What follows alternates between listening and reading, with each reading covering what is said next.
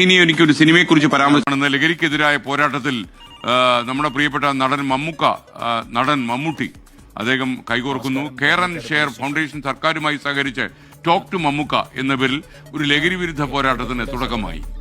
ലഹരിക്കെതിരെ നിങ്ങൾക്കൊപ്പം ഒറ്റ ഫോൺ കോളിനപ്പുറത്തിനി മമ്മൂട്ടിയും ഉണ്ടാകും.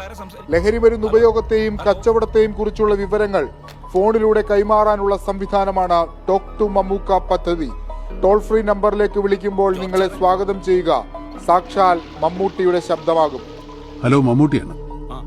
എന്നോട് സംസാരിക്കാനും ലഹരി എന്ന മാരക വിപത്തിനെതിരായ കെയർ ആൻഡ് ഷെയറിന്റെ പോരാട്ടത്തിൽ അണിചേരാനും തയ്യാറായതിന് നന്ദി.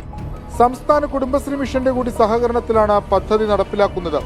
ഫോണിൽ ലഭിക്കുന്ന വിവരങ്ങൾ care and share foundation excise വകുപ്പിന് കൈമാറും. വിവരങ്ങൾ കൈമാറുന്നവരുടെ വിശദാംശങ്ങൾ തീർത്തും രഹസ്യമായി സൂക്ഷിക്കും.